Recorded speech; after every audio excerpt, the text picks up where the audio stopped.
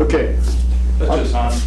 Our presentation today is on doing arts and craft shows. Now, a lot of it's going to end up being about my scroll stuff, and that's just because that's what I know the most about, and I'll show you how to turn that into yours, and I don't mean to be showing off my scroll saw stuff, but it's what I know, and it's what I use, and that's the way it works.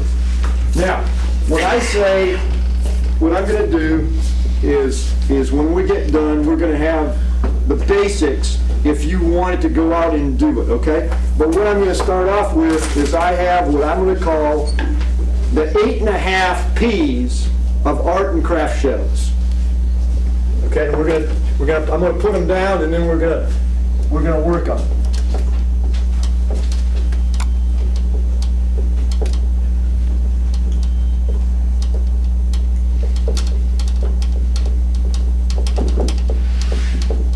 Okay, number one, most important as far as I'm concerned, and we'll talk more about them as we go.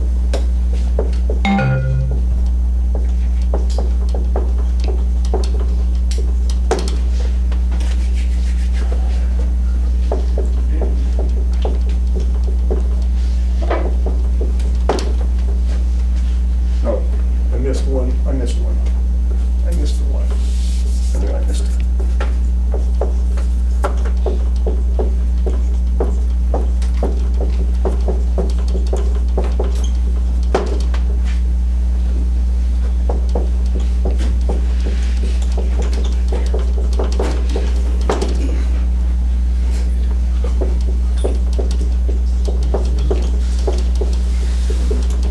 I'm getting too low.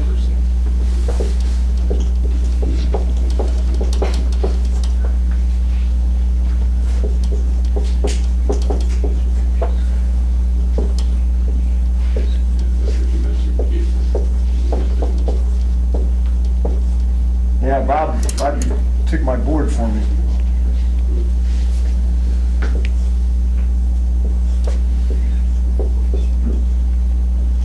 And we'll talk about that one at the end. Okay. So we talk about product. Number one, why would you ever want to do an arts and crafts festival? Well, I tell you, it's not making money. Okay? But it does have an advantage, because I don't know if a lot of us, and I'm going to have to say it generically, your spouses. It may be the husband, it may be the wife, depends on who does it. Why are you down there making more of that stuff? I got this room is full, that room is full, the basement's full, why are you making more of that stuff? Okay, you reach a point, maybe it's just me, none of you probably have this problem, that you have a hard time giving it away after a while. You run out of people to give it to. You know what I'm saying? I don't know. Just raise your hand if you don't have that problem. Okay? Okay. But I'm just saying, you reach that point after a period of time. So in my case, I was able, two things. I was able to do stuff I like to do. I'm able to sell it. And the money I make, I can buy more stuff to do more things. So it's one way of doing it. Yeah, you can make some money, but it's not, you can't just make a whole lot of it. Especially with the down economy, you can't make a whole lot. But I enjoy doing it. Now, so you got to have a product. You got to have some product. And what I'm going to talk about today, I do mine doing scroll style stuff. But if somebody else does cloth work or needle point or they do turning or they do birdhouses or whatever that craft item is, these ideas and concepts that I show today will work. Now, so you got to have a product. You got to have something in mind to do. Now, the other thing you need to do in your product, you have to have product that's, I'm going to say, expensive product, and I'm going to say inexpensive product. And we'll talk about that, because when you go to these shows, they just don't say, oh, Hans, come to this show and just set up a booth. It's not going to cost you a thing. Well, all of these are fundraisers for various areas, so they're charging anywhere from a booth fee, and we'll talk about that, but could be $25 to $1,000.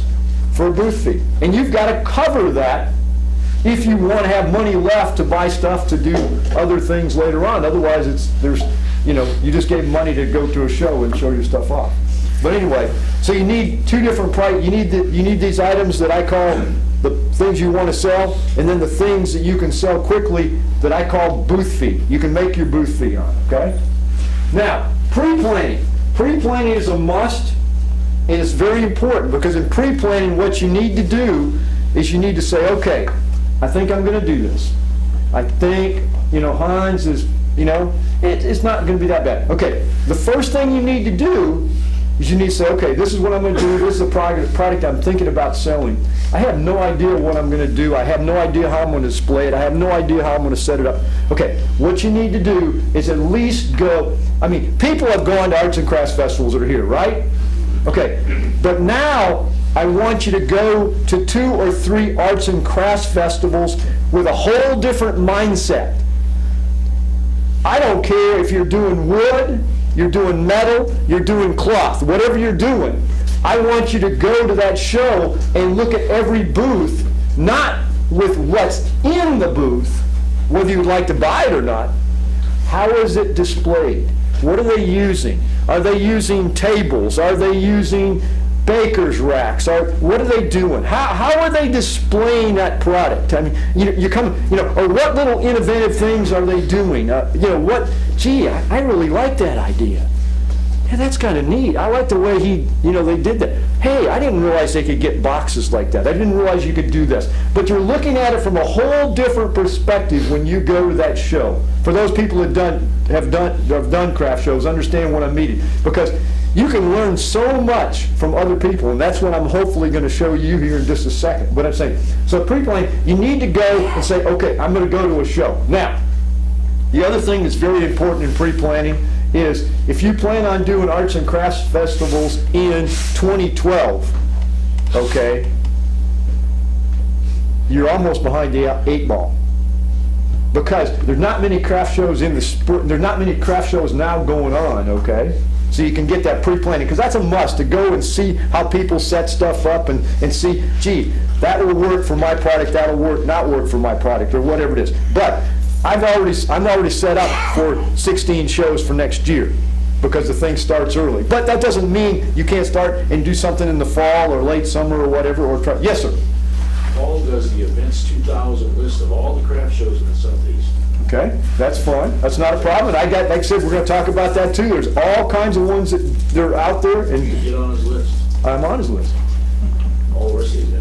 Okay, well, we'll talk about that, and we'll put that on the board when we get a chance. We'll put that on the board. But what I'm saying, the other thing that I talk about when we do craft shows, because I'm trying to do the generalization to start with, we are in a very good area. And what I'm saying is, we don't have to travel a long ways, okay, to do a craft show here in Atlanta area. You got stuff in, I could do 150 craft shows within 50-mile radius of where I live, which is Roswell. And you can't do that in a lot of places. And what's the advantage of that? Well, number one, especially with gas prices now, don't have to rent a hotel, don't have to do some other things. Do you know what I'm saying? And especially if you're starting out, you're going to go to the craft show and say, I left the box of my product on the kitchen table, or did this or whatever. So if you're closer, you can, run back and pick it up or whatever. What I'm saying. So do craft shows close to start with, okay? But pre-planning, you can find a lot of that on the web. You can look on the internet. You can look up stuff and find. I'll rattle off a few more later on. But there's the process. Now, here's where you end up in a little catch-22 process. Because a lot of these places, when you're doing a craft show, arts and crafts show, you have to do an application. Probably about the second question on every application is, where have you shown before? What is your product? And it's always toward the end, could you please send us 3 pictures of your booth setup and a few other things? Okay, all of that can be solved real easily We did it in Sony Artists Association. We did it with two ladies that wanted to join in. What we did is we set their booth up in their backyard and took pictures of the setup. They didn't know what show it was in. She didn't put what show it was in. This is a picture of her booth setup and whatever. Always they're going to want pictures of your product. And I think that would be a good program, Rob, is how to take good pictures of product. And I've got a couple people that have done that, because there's ways to get good pictures and bad pictures, depending on what it is, whether it's a three-dimensional item like your turnings, or whether it's a flat item or whether. There's certain ways to take pictures, and you can take them cheaply. But take good pictures that will, meet these guidelines. But you've got to do that. You've got to send in that. Now, there's two basic different types of shows. There's just arts and craft shows, and then there's juried arts and craft shows. Did everybody know what I mean by juried? Okay, juried, what they do, it can be done a couple of ways. Juried, they try to keep the garbage out. They try to keep the merchandise mark stuff out. Like, you can't compete against them. Where somebody can go down and buy stuff from Merchandise Mart, go to an arts and crafts show, and then, gee, it didn't sell that week, guess what they do? They take it back to Merchandise Mart. Okay, I go spend 20 hours or 30 hours in my shop and make a bunch of things, and they don't sell. I can't take them back. I can put them back in the shop, but I ain't gonna get my money back on them. So, what I'm saying, so they do that to get a better quality artwork. They also try to make sure that when you do these arts and crafts shows, because there could be 50 booths or there could be 500 booths, okay? And let's just say the norm is probably in the range of 80 to 150. That's kind of the normal type shows that you'll see in the cities and stuff around here. But they don't want 80 jewelry vendors. They don't want, so they limit. Usually the rule of thumb is 10%. They try to do that in 10%. In my side, on the wood side, I've only been rejected from one show. I never have a problem. And if I always put that I do demonstrations, if you can do that, and I'll explain why that is good, I always get prime spots up front. It never hurts. I mean, I may not get it the first year, but the second year, is it okay if we move you? We would like to put you up here closer to the stage or whatever, because they want to use it as a draw. And I'm saying, I love that. That helps me. That's called money. But anyway, so that goes from there. But the pre-process, you've got to go out and do that pre-process. You have to go out and get those items. You have to go get those things. Okay. Now, let's see. Where can we go? Okay. Packaging. Packaging is a very important part. We're going to go a little bit more, and some of this other we'll go back to, but packaging. How you're going to create this item, whatever this item is, whether it's cloth, metal, sewing, wood, whatever it is. I'm trying to be generic just in case. How are you going to present it to the public? How are you going to present it? Because if you don't present it well, it's not going to fly. It may fly. I originally started doing all my scroll saw stuff, and Carl even knows that. I put all my puzzles in a Ziploc plastic bag. It was great for me, because when you got 100 puzzles, and if I don't have them in the plastic bag, it takes me forever to put them all back together. So I'd put a puzzle in a plastic bag, Ziploc bag. Then when I got to the show, I would take the bag, put it on the shelf. Then when I was done with the show and I hadn't sold it, I had to put it back in a plastic bag. It took me forever to take down and set up. So anyway, so what I did is I said, I got to do it differently. So now what I do, just an example, I got to do them here for right now for him, but I can pass them around. What I do is I do it, in my case, I use shrink wrap, which is relatively cheap, inexpensive. And these are puzzles, so they're a problem, so the shrink wrap helps keep them together so they're all in one place. Now, I use shrink wrap in a different fashion for something else, i.e. these two items. They're not puzzles, they're just fretwork. It's what George does all the time.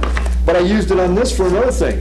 When you're trying to carry a lot of product, whatever that product is, to an event, if this is there, then this is not covered, that gets in there and, okay, it's broken, now what happens? It's called trash. You know, so this kind of helps protect it and keeps something from poking in it, you know? And we're gonna talk about what you wanna use to take your product to the event. Yes, sir? On shrink wrap, you buy shrink wrap and you just have a heater and you just, Okay, heater over? How's in that? my case, I just bought shrink wrap. I looked at it, researched it a little bit, and I said, okay, I bought shrink wrap that is basically a tube, because I want to do it a little faster. So my tube is 12 inches wide. It's a tube, okay? So what I can do is I basically, let's pretend this is the shrink wrap. I take it out, this is an open end here, and this is an open end here, this is closed here and closed here. Then what I do is I took it on my shrink, on my sealer, and I seal this in, so now I've got a big tube bag, and then what I do is stick my whatever it is in, and then I seal it, and then I just, to make sure I get the excess off, and then I take like a hair dryer, and it just shrinks up. Now, it has its pluses and minuses, and I don't know if I've got any minuses here, but what happens is shrink wrap puts some torque on your stuff. So you got to be careful if you've got some stuff that have some extremities or whatever, like I do two kittens, and like I said, I put the shrink wrap on them, I do the shrink wrap, all of a sudden it goes, bam, pops the puzzle and breaks it apart. So now what I have to do is put those on a board and then shrink wrap it. But, you know, depending on what you're doing, it's a nice way. It's also has an added advantage. Doing outside shows. Never rains when you do arts and crafts shows. Never. No tornadoes, no high winds, no kids come into your booth that have carameled apple or cotton candy or stuff on their hands, you know, never happens. But I'm saying, so it does help from that standpoint. The only problem I have with shrink wrap, and I have to be careful with, is in my case, because it's wood, this is not dry. I don't care, you know, it's going to maintain the, what am I trying to think of? The moisture content of whatever the air is. Well, anyway, if this sits here and I've got these in the wrong spot and this has a constant sun on it, it's going to bring out that moisture. When you say, okay, it's no big deal, it's going to go right back in when it doesn't. Well, the problem you run into, especially in the South, there's a thing called mold. And what happens if it gets too much, if I keep it out in the sun too much, because this is basically I mean, there is a pinhole somewhere so I can make it so it would shrink up real well. I usually put a thumbtack and make a pinhole. But I try to keep them out of the sun if I can, and if I try to see it, they'll start getting foggy, and I'll switch them out or do something. Because what happens is they get mold on them, then they're a pain in they're a pain. I got to re-shrink wrap them or whatever. But I'm saying, so there's pluses and minuses. But you know, if you want to go around, you know, take a couple around and you can see. I mean, it does an advantage for me, especially doing puzzles or doing that type of stuff. But anyway, that's that side. And now packaging, okay? We're talking about packaging, okay? Had these here. They were throwing them out. They had them in a box. They sell, what are they selling here? They sell router bits. Okay, but they sell the individual bits. They don't sell the boxes, but the cheapest way for him to buy them is in a package. But when you come in, or I come in, I don't want all of these bits. I only want that bit. So that's what he sells. He's selling that bit. So he has all these boxes in the back. Well, anyway, so he sold these boxes, I think, what were they? Somewhere between $1 and $1, $2 a piece, whatever they were, okay? Now you say, what's this for? Well, I use this. I take out this and this. Now I have a box. It's a pretty nice box. And a product I sell a lot in my thing is, and you've got to bear it to yours. And I apologize because it's me, but you got to bear it to you. What I do is I sell a lot of puzzles of where I have the person send me the picture of their family or whatever, and I make a picture puzzle out of it and mount it to wood, and I make a puzzle out of it. So then what I do is I take that, put it in one of my shrink wrap things, shrink wrap it, and then I put it in the box, and then I usually try to put For the family, I don't, but if I'm doing a regular type puzzle, I will paste I'll paste the puzzle on the back of what, whatever that, whether it's a picture of a flower or seascape or whatever. And then, so now, this is their wood puzzle, and they got a place to put it. So that's called packaging. That's just my way of packaging stuff. Okay, now. Now, when you go to a show, and now I get to this, and I apologize, I've been wearing. I wore this at my first show, just by accident. It was kind of more of a smock type thing to keep the sawdust away. I went to my second show, and they said, "Oh, we saw you at so-and-so. We remembered that shirt you were wearing." So now, like I said, this is what I wear. People remember me now for 3, 4, 5 years now. They remember this shirt, okay? And you say, why is that important? Well, if you've ever done a craft show, you know that there are, the norm is you have a 10 by 10 white booth. So when you have 100 booths, there are 100 booths that are that way. And now you have to distinguish yourself, because they're side by side by side and rows and all over the place. You've got to distinguish yourself from other people. So I do this way. Okay, this is one method I use. The other method I use is, haven't run into a problem with it yet, as long as I stay within my 10 by 10 area. It's always 10 by 10. Most of the time, a good show will give you a 12 by 12 space. And they're really nice. Vendors really like them. They're happy with them. The ones that try to really make the money have never been vendors. They say, "Oh, if we make the spaces 10 by 10, the vendor's got a 10 by 10 tent. He can get it in there. And now every 5, we can get another booth and make more money." Well, yeah, that works that 1 year, but a lot of vendors aren't going to come back because of this factor. There's no way for us to raise our sides, put our sides down. There's no way to get our tents in. There's no way to tie them down. It makes it very difficult to function when you're a 10 by 10 tent in a 10 by 10 space. And we'll talk about that.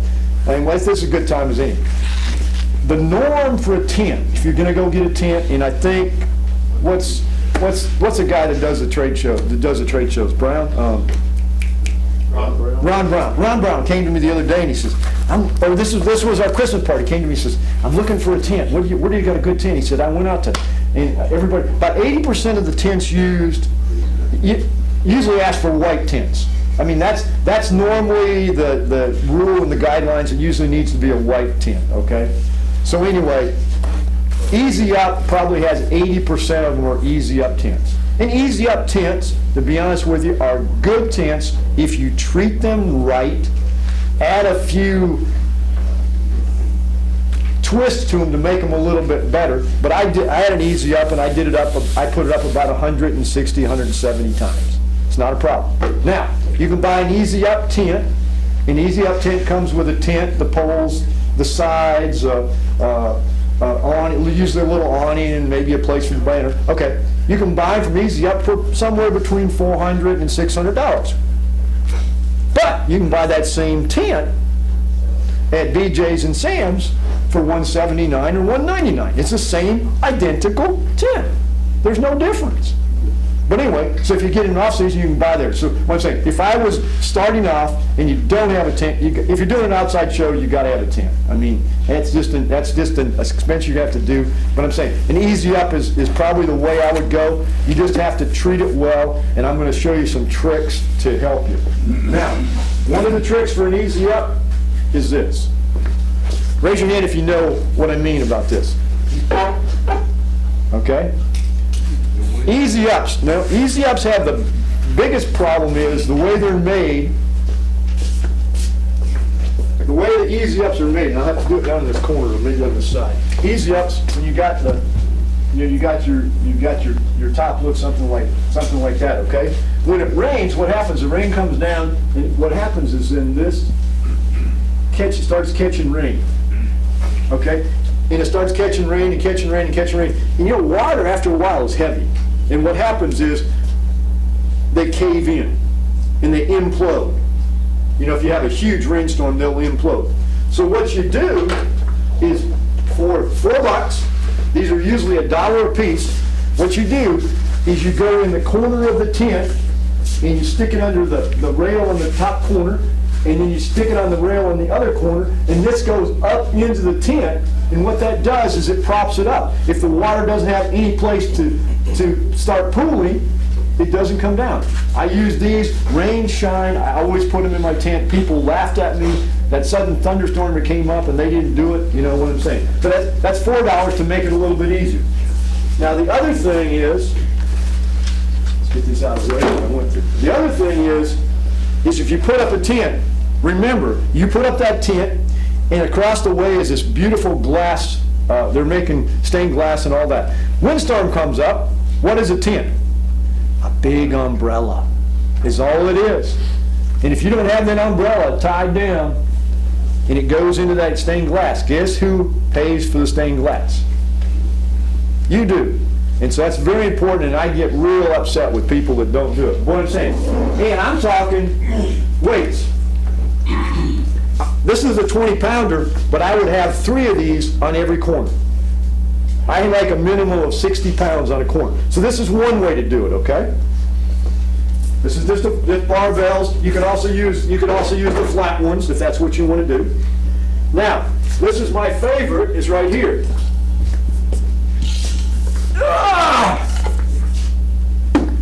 PVC. What I do, put a cap on the bottom. What you do, this here is just an eye bolt about that long. What I've done is I've run a big washer or something up. I put a nut, then ran a piece of metal or something up it, and then another nut against it. I even did another one. There's 2 of them, so they're kind of like fins. And then you fill this with cement and tamp it down and tamp it down. Then this won't pull out. And this is what I use for my weights on the 4 corners. One piece of my protection. A lot of times, probably 80% of your shows are going to be on hardpan. They're going to be on parking lots. They're going to be on roads. They're going to be on those type surfaces, and you can't put stakes in. So I use this, and I may even add some more weights if I need to. I'll add some more weights, because like I said, you get some thunder. I was through 2 tornadoes and 2 microbursts last year, and my tent stayed up. And I know of about 100 and so that didn't. Okay? How do you mount that on there? Huh? You mount it from the top? Okay, I'll show you that. That's next.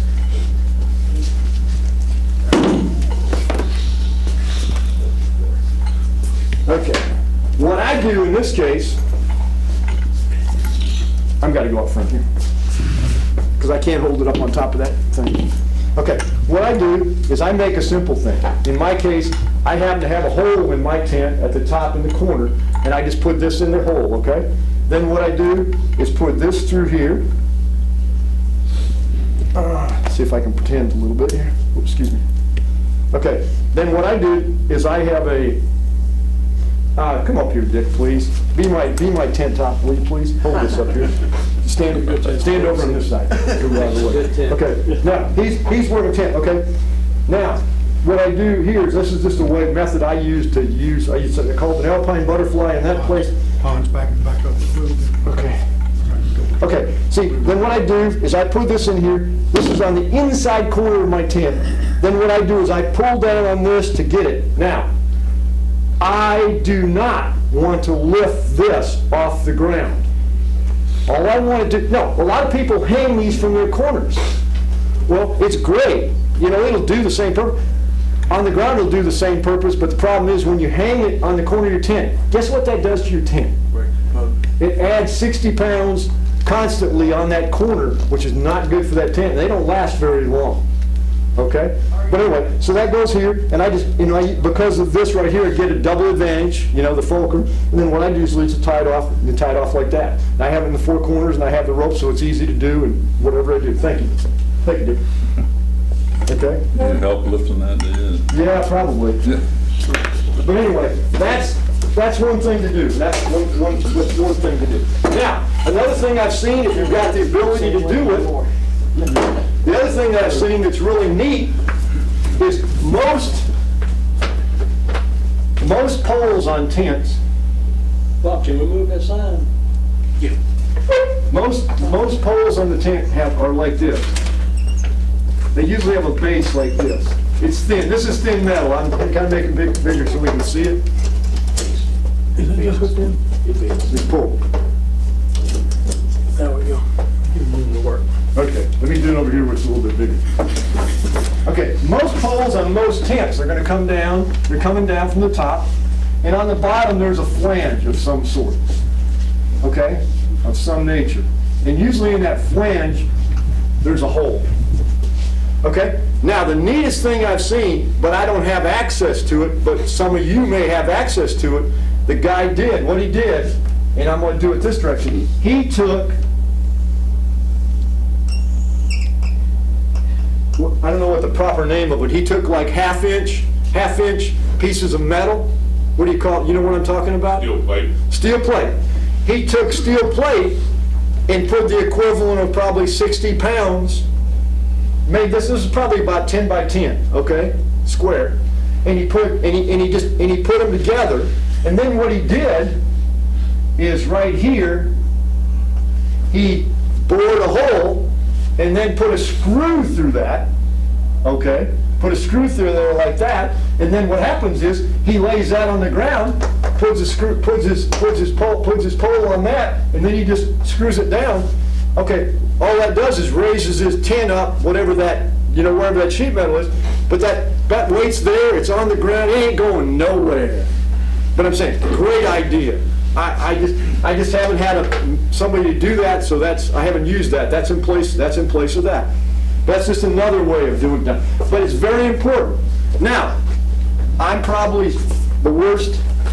I've been through the storms. I also use this on the outside. If I can get away with it, I'll put these in. These are dog hooks, and I put them in and I'll put straps on the outside. Now, when you did a normal tent, when you're camping and Boy Scouts or Girl Scouts or whatever, you had your tent, say it's like this, and you always did this. You went out here at a nice angle to put those tie downs down, okay? Nice angle. Well, the problem is, if you've done trade shows, you don't have that privilege because there's another guy right here. You know what I'm saying? They're right next to you. I mean, you can't get that angle. So what you have to do is basically come straight down. Which is not real advantageous for doing stuff, but it's still holding it down. So that's why I can screw these in next to the side of the tent and screw them down and put another line from the outside down. Okay? Now, the other thing I've used, which works just as well, what do they call the timber spikes? I think they're what, 50 cents? They're not very expensive. And I found I call this my way of putting them in. What I do is usually put a spike in. You always were told to put the spike in at a nice angle. Well, when you're so close, that angle doesn't do you a whole lot of good, okay? So what I do is I put them in this way. I put them in like this, okay? And the reason I put them in like that is because then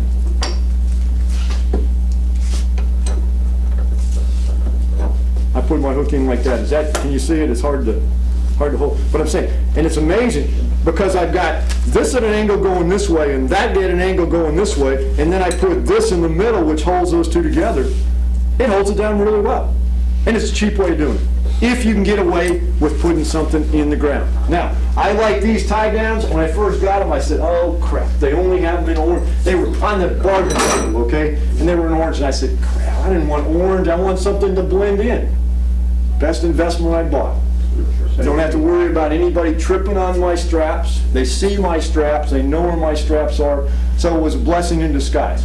I like these because I used to think these were a pain in the butt to work with, but once you work with them a little bit, it makes it real easy. You can put so much tension on them, and you don't have to worry about knots and wind and weather and whatever, but these work really well. Okay? Oh, let's see what else I got. Okay? necessity. When you do a show outside, the ground is always like this room. It's always flat as a pancake. You never have any problems setting up. Now, I used to use wood all the time, but the problem I have with wood is if it rains, you never get flash floods through the underside of your tent. And a lot of times the wood would move around. And I was setting up a tent, and there were 4 of these in the middle of the location where I was setting up a tent, four of these tiles. And I said, So I broke them, and even though they're heavy, I carry them with it. These tiles work so well, they're just about the right size where I can use them. And I use them both, not so much the tent itself, because I can adjust it. Tents can be adjusted because it's got springs or sprockets on the side which will adjust the legs. But this I use for my shelving, or you could use it for your table or whatever to get stuff level, okay? And so these are important. I also use blocks. Okay, now. Okay, let's go, we're going here. Okay, now, remember I said you have a 10 by 10, you have 10 by 10 space. Or your tent is 10 by 10. If you have a real good show, they're going to give you a 12 by 12 space. But they never tell you, there's never anything in the rules about up. Okay? And like I said, you got all these white tents that are exactly the same. You know, you got to find something to differentiate yourself. So what I did is I made this sign here, and then this is a kite string, this is a kite tail, and what I do is I take this kite tail and put it on the top, and then I have a 10-foot pole that I put this on, and basically attach it, and I'll show you how I do it. I attach it to one of the sides of my pole, and so this is in the air about 6 or 7 feet above my tent. It's amazing the number of people that I hear. Yeah, I'm next to the booth that has the puzzle sign up. If they can use it for directions like the big chicken, you did well, okay? And this kind of catches their eye, and I didn't bring it today. The other thing that I do, and I've been doing now for 2 years, is I have an American flag, and I probably should have brought it in, but what's interesting about it is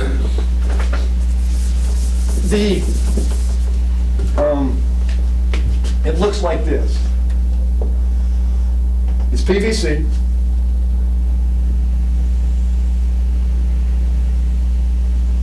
Okay, that's where my flag is going here. Okay? And what I do is this is PVC. And then what this is this is hollow on the inside. And I use conduit, electrical conduit, and I have a block of wood here. And you say, well, why did you use the tap? Well, the part about this is I put this, and this is above my thing, and because this is hollow and it's on a piece of conduit, guess what that flag does? It's good. You know, and I don't have to worry about, you know, if it was steady in one spot and the wind's going the other way, it's just going to put undue tension on my tent. This way it spins and people see it, and you know, you got to make yourself stand out. I mean, you know what I'm talking about. You got to make yourself stand out. This is one way of doing it. I do it with this, and I never have a problem putting it up. People always, you know, make comments, and it's good from that standpoint. Okay. The other thing I do is I put this. I've got 3 of these. I put these on the side of my tent. Turn this way. Oh, I'm sorry. Depending on where you are, you know, booths you could have only a front view. A lot of times I'll get a corner view. If I get a corner view, I will redo my booth to make sure that I've got one on one side and one on another. But anyway, you know, you need signage. You need signage to show what you are, what you do. Did you make that sign? I did not make that sign. I designed it, but I sent it to a sign shop to make it. I mean, I could, because that's what I do in business, but anyway. Yes, sir. Yes, ma'am. Attach those with magnets. Yeah, that's where I'm going. That's where I'm going next. Now, everybody likes duct tape.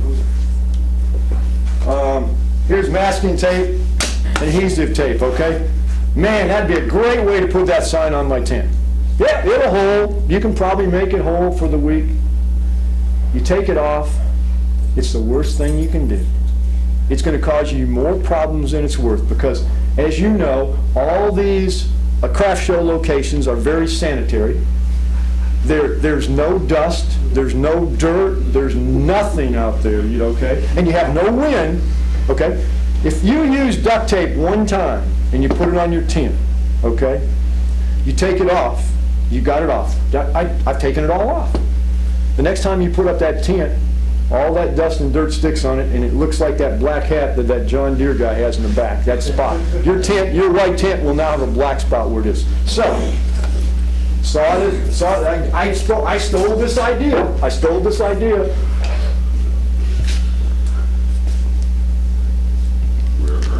Rare earth magnets, okay? And what you do is, oh, you can't use rare earth magnets.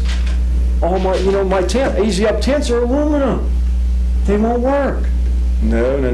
You don't need any metal at all, because what you're doing is you're taking one magnet and putting it on the sign, and you're putting the other magnet on the back side of the tent. You can put it anywhere you want, and I don't care if you got 30 or 40 mile an hour winds. It ain't going nowhere. I need these back, but take them back, but be careful. I don't guarantee any non-pinching if you've never done them, but those, like I said, those work great. So never put them up with tape. I have used these to put up signs and stuff. They'll hold them, but they look like crap, Now, these are important to have. When I take down my tent at night, because I leave my stuff in my tent. Once you do a show a couple times, you say, well, okay, I leave it in there. I feel comfortable with it, and I'm fine. But what I do is when I put that zipper down, what I do is on the bottom of the zipper, I put this on the very bottom and clamp it to the pole. That way, if the wind were to come up and pull that zipper apart, it's going to support it. So I use you use a lot of clamps. Also, if you got a real windy time and you got something that's constantly blowing over, you can use that. My favorite, and a lot of people use these wire ties. Oh, they're great. They work really great, but there's only a problem. When you're taking down, they're a pain in the butt. Because you got to cut them, you got to get a knife in there, you got to get a pair of scissors, you got to get a bunch of stuff. Okay. Need sharp dikes. Well, and the cost. Once you use them, yeah, there are ways to take them off neatly, but how many people do? Yeah. Okay. Now, to me, these are 3 years old. Best thing I've ever used. How many people have ever used them? I have. This is what I use on all my stuff. You can use them for so many things. They're Velcro with and like I said, they'll hold anything. And so that's what I use. Don't use any of these at all anymore. And they come in small ones. Every once in a while I use a small one, but most of the time I think I've got about 50 of these that I use for all my stuff. And in my case, I use them to tie my racks together and other things together. Where'd you get those? You can get them at Lowe's or Home Depot. And a pack of 6 or 8 costs the same as a pack of 50 of the wire ties. And so, zip ties. What did I say? Zip ties. I'm sorry. Zip ties. Okay. Now, that's the type of fabric that's got hooks all on. That's Velcro. Velcro. Oh, I'm sorry. Here. Out of the same piece.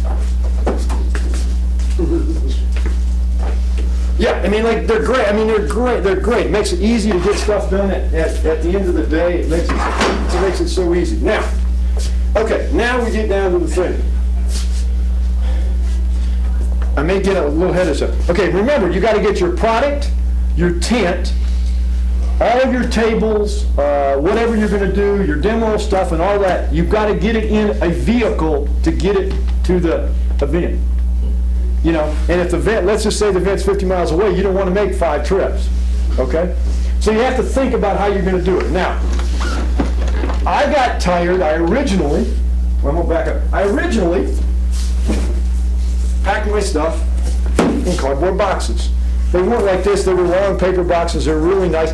I even used my old Boy Scout technique, and I took old can of varnish, and I varnished all my wood, varnished the boxes.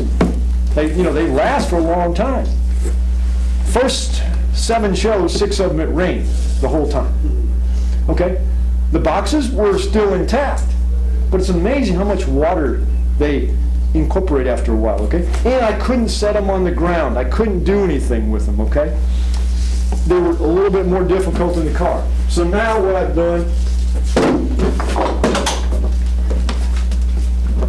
gone to plastic boxes, they were cheap, and so now I do plastic boxes. I know exactly how many of these I can get in my van. I can get 22 of them in my van plus everything else.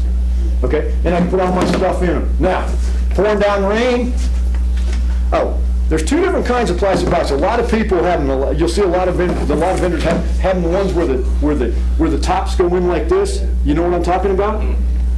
Well, they're nice boxes, and they're a little bit they're harder plastic and a little stiffer. But the problem is they can't put them out in the water because if it rains, the rain goes through that crack, and it just stays in that box. Now this one, I've manipulated these a little bit.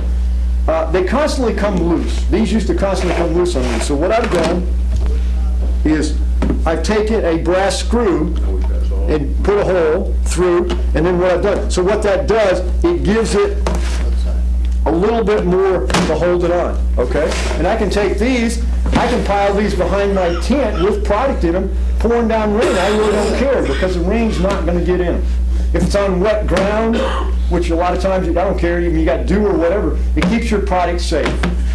There's nothing worse than to do something and then have your product destroyed, whatever that product is, okay? So boxes are excellent too.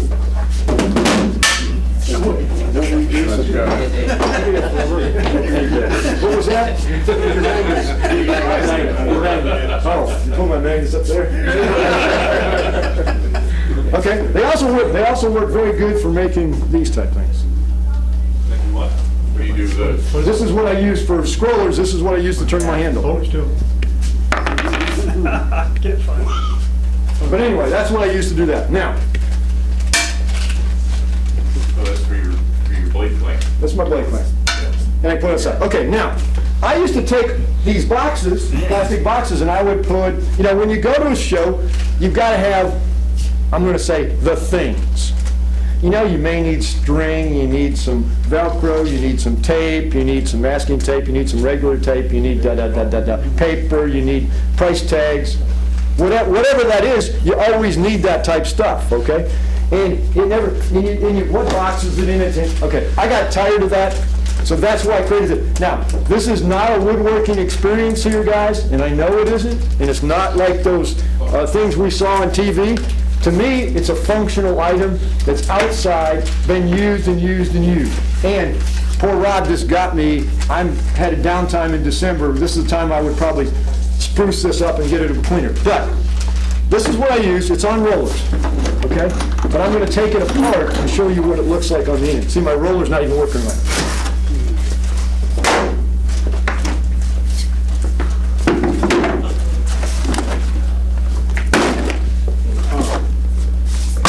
Okay, now, here's my trick to this thing. I now know where everything is. Because it's in drawers. And being this way, I can get it in my vehicle. When it was in this way, I couldn't get it in my vehicle. I don't have a truck. I couldn't get it in my, but this like this, I could get it in my vehicle, and I could also lift it in whatever. So what I did, took it, got the type base, got the type boxes I wanted, whatever the drawer configuration I wanted, okay? I wanted it to make table height, so I made it that way. And then what I did is I just drew that out so I could cut that out, okay? Put my wheels on it, okay? Said, okay. I took this way so you guys can see. Then what I did is I said, okay, this is in the car. I don't want these, this is all my tools and stuff. I don't want it opening up. So what I did, and see these have gotten stretched out a little bit. What I do is I have straps that I put on it to keep it from moving. Okay, now, if I made another one, I'll give you this handy hint. If you make another one, the area between it, you need to make it, the area between this, you need to make double wide. Because I found a very good use for that area. Now, so what I do,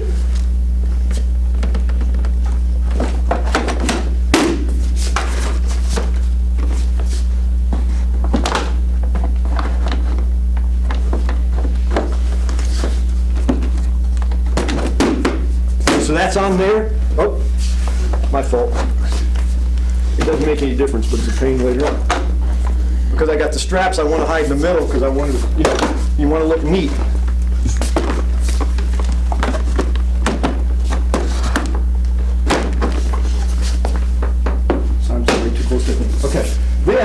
Okay, now I'm kind of wobbly. So what do you do? Is do the opposite on this side. Okay? Okay? Then my wife said, well, why don't you put a sign on it? So, Velcro, Velcro, Velcro, Velcro. And guess what it does? It makes it stronger. Anyway. But anyway, so that way when I go, I know where everything is. My tools are here, this is there, that, you know what I'm saying? So I can find stuff. It's great. I see a lot of people make comments about it, and a lot of people, a lot of vendors, we'll talk about it. A lot of vendors come to me and say, can I borrow your scissors? I can't find mine. Or can I borrow some tape? I can't find mine. Because they know me and I let them have it. Hey, other vendors are your best friends, and I don't care if you're the wood turner or the woodworker, and that's what you make, and they may make little baby bows. That vendor is your friend for a couple reasons. Number one, you can borrow stuff. They can watch your booth when you have to go to the necessary room if you're by yourself. There's a lot of things you can work, and they become very good. You become very good partners. You run out of change. You know, just different things. But so whoever that person is next to you, they're your friend. They're your friend in a long way. Now, let's see. Okay. Now, in my case, a lot of people may use something like this. In my case, I use these. Now, I'm a woodworker and I can make all kinds of them. But who was the guy the kid that helped me this morning? Okay, he helped me this morning as he knows I have 8 of these and 4 42 by this height in my van. That's what I go to. But I can go to a show and I could not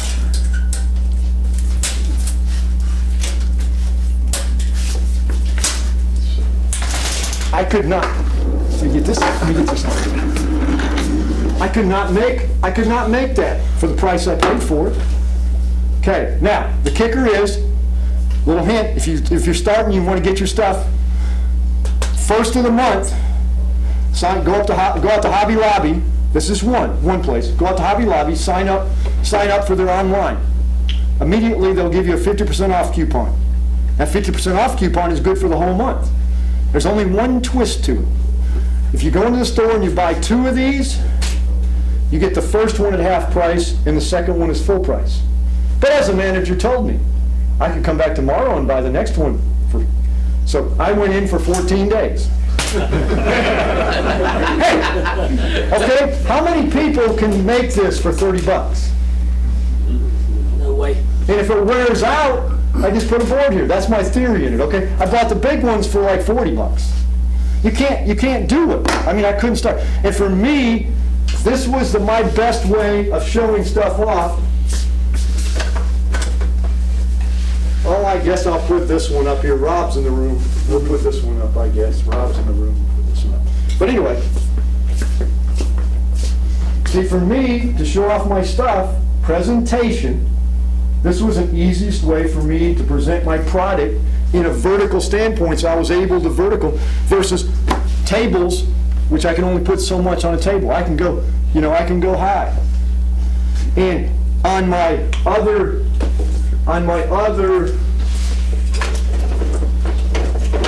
big booths, this one doesn't work as well on this one, but then I can do this here. So I can, put those type things on my big booth and do it, okay? Now, this is just one way of doing it. Now, if you use tables, this is an important item, okay? All your tables in your booth cannot be conventional height. They need to be higher. Customers need to be able to see it. They need to be up. They need to be raised up. So what you do is you take this. This is going to be hard to see up. What you do is you take this and you put this underneath that leg, and you put 4 of them up there and raise your booth. That's one way. You can also use bed risers. You know what I'm talking about, the bed risers?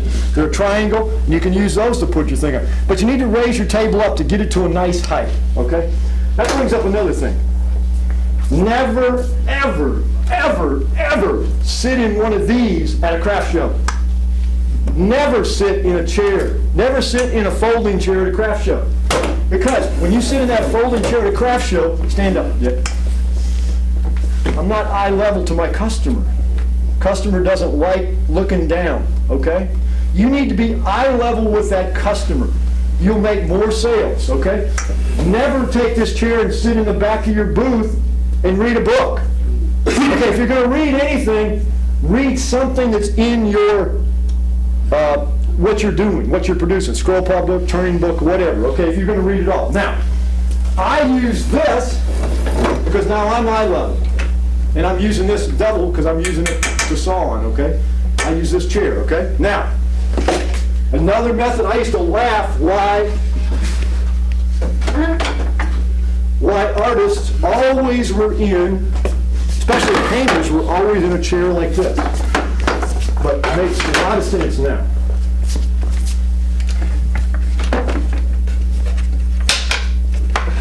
Sit in this deck, please.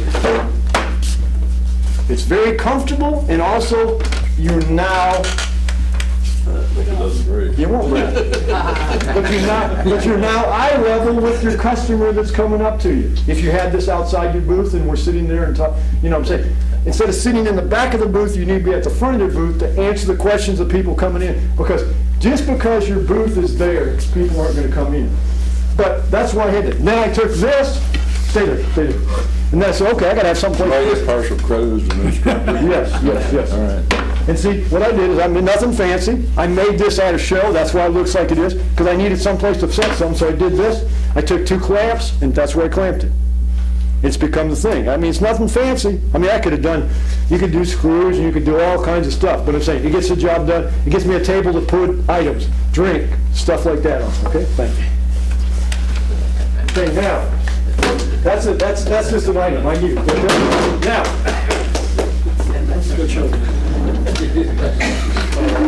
Partial credit. That's going to Vanna. this is an important tool, especially for us of our age, okay? How many times, and I think Dave might get mad, how many times, you know, I don't have that dick opportunity. This is for the height challenged people, okay? And there's just enough, it's always just out of the way, so what do? You go stand on that folding chair, and yeah, that's the same thing. Okay, cheap, what I'm saying, makes it a lot easier, especially for me, high channels, to do stuff. You know, you guys got to put a banner up, you might want to do other things, but I'm saying, it's worth it. It's worth its weight in gold. And in my case, I doubled, I used it for something else.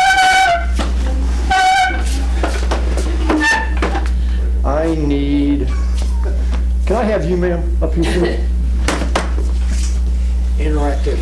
Don't let that. I'm gonna move this so I don't drop, so I don't get it and drop it, okay? Now, the other thing I do is I use this because I need to bring people into my booth.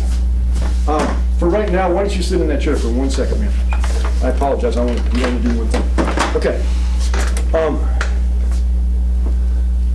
She does a better job than Dave. I'm not touching that one. I really know how to hurt. But anyway, stay right where you are, man. It's much better. Okay, now. Okay. I'm going to talk about another thing to do is, remember, your booth is 10 by 10. Now, you can get 10 by 20s and you can get big booths and whatever, but your booth is 10 by 10. Let's just say, for kicks and giggles, this is your opening here, okay? What you need to do in this process, what you need to do is take some graph paper. If you're going to use tables, whether you're going to use these kind of racks, or whatever you're going to use to present your, figure out how they're going to go, okay? Now, the reason I bring this up now is, I said, when I first started out, I said, I got this killed. I'm going to take my saw, and I'm going to put my saw right back here. And I'm going to sit right there, okay? My saw's here, and these people are just going to come in droves. They're just going to come in my booth. You know, I had shelves here, and shelves here, and shelves here. Then I had a corner unit out here, and another corner unit here. And people were just going to come in my booth. I was just going to sell so much. that show, I didn't sell, that Saturday, I didn't sell beans, okay? A guy across the way that sells juggling balls, okay, came in my booth on Sunday morning before the show started. He was a vendor. That's why I said vendors are your friends. And he said, you know, the next time you set up for a show, why don't you do something different? You got a great product, you got a great price and whatever. Why don't you do something just a little bit different? He says, you know that round shelf you got out here? Why don't you take this round shelf and move that round shelf back here and put your saw right here. Okay? And I looked at my watch and I said, we got 5 minutes before it starts. Can you help me? I sold like 4 times as much the next day. That's Sunday. Because I was out here and I stopped the traffic. And that's what I'm going to show you right now, is what I'm saying. So where you put your stuff, or your presentation of how you're going to set it, how you're going to do your tables, where are you going to have your checkout, where are you going to sit? Because a lot of these tables will have some, I mean, you're going to have a table back here to put your drinks or something. You got to have some nourishment to eat. But stay right there, you're still good. But anyway, so I said, okay, I'm going to use my saw, and by doing my saw, I needed to do stuff. Well, I paid for prices for electricity. Some of these have already heard this. And I would you pay anywhere from $25 to $750 for a booth, okay? And then you might pay $25 to $100 for electricity. And that doesn't mean the electrical plug is going to be right there. Remember, these are outside, they're someplace else. Oh, your electricity, it's by the front counter. We told you to bring a 300-foot drop cord. Oh, and by the way, if it goes across any roads or walkways, it needs to be taped down. You know, so the money wasn't one thing, but I just said, hey, this is ridiculous, and then not knowing where it was. Some places will have electricity, and you know if you've been there before, or if you've done some of this pre-doing, you'll know with it. So anyway, with the help of another scroller, I came up with this idea to run it off a battery. So I run my saw off a battery. And so I turned it on, and I was worried when I first started. I said, okay, can I make it 3 or 4 hours? Will I be able to make it 3 or 4 hours? I mean, I'll be okay. Well, I made it the first day, so then I took the battery, took it back home and charged it, whatever. Make a long story short, I now can do a 3-day show, no problem, leave the thing on all the time. Now, the kicker is, and I'm gonna stay right where you are. I'm gonna send this one around because this is gonna be what I'm gonna use, because in my tent for 2012, I'm working on a ceiling fan in the roof of my tent that has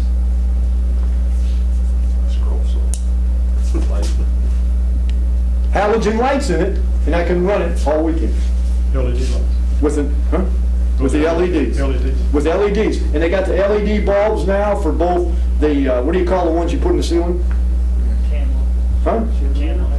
You know, recessed lighting and stuff, so you can get it. So I'm doing that, and they've also got them in bulb form or whatever. But anyway, the kicker on the converter, though, it can't be that converter you're using to power your laptop or you're recharging your battery on your phone or whatever.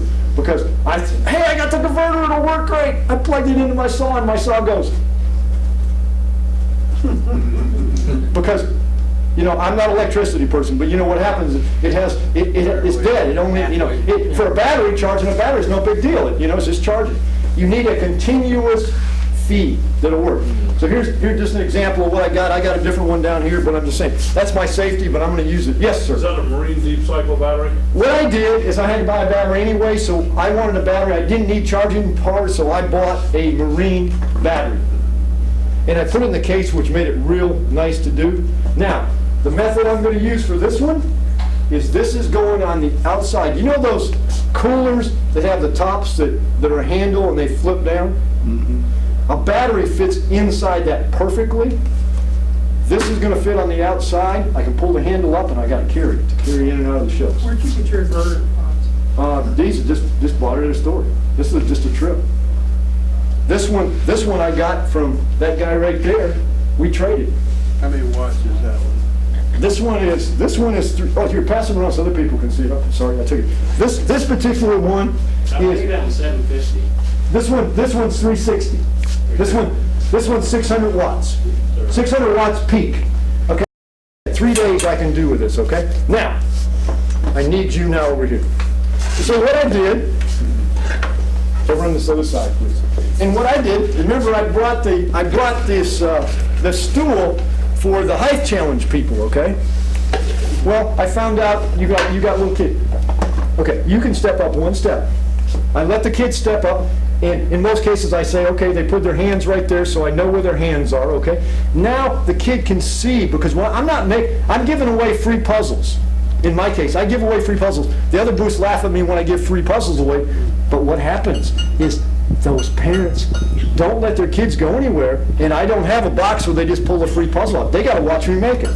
So I'm gonna sit here, and let us get us some wood. Where do I go? I have one. There.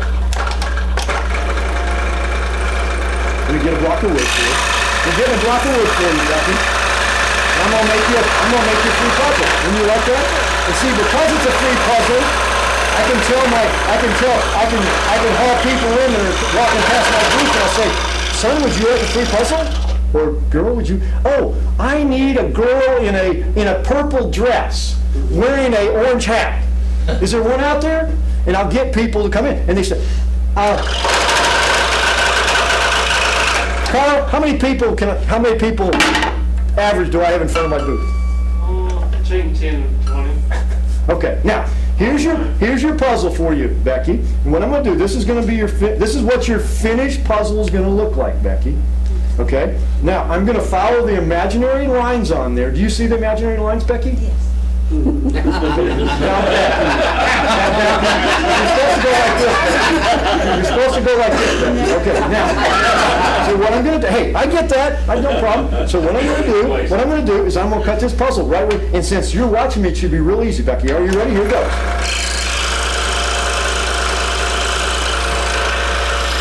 I didn't mean to put this in the thing, but it works to show. So what I'm saying is you need to demo something. You need to do something. You can't make product. You never can make product that's going to be beneficial to you. But if you can demo something that's in your line, you can stop the people. Because when I'm doing something, as Carl said, I'll have 15 or 20 people. Once they stop, they don't let their kids. I used to be worried when I first started out. I said, oh no, I got these people in front of my booth and they're spreading a little bit and they're blocking the booths on both sides. Man, they're going to be so upset with me. Both sides, people now want to be next to me. Because as the one lady told it, she said it very bluntly. She said, you stop them, I grab them. And so I was worried about that to stop, but stopping people at a trade, if you've been on a craft show, stopping people at a craft show is tough. So now, Becky, I've got this almost done for you, I think. But you know, this is really too easy for you, Becky. So I think we need to make a little bit. You know what a Rubik's Cube is? Yes. Oh, you're old enough. See, the little kids don't know what a Rubik's Cube is. So. But anyway, we're gonna make this a little bit different here. Now, Becky, I'm making this puzzle for you. You're watching me, and you're doing a very good job of watching me intently to do this. But like I said, it should be real easy for you to put back together. I'm gonna be kind to you too. I usually make it their age, and then I tell them the machine guess their age. Okay, now, Becky, there's your finished puzzle. Now, Becky's gonna reach for it, and I'll say, no, Becky, I don't do it. I never give anyone a free finished puzzle.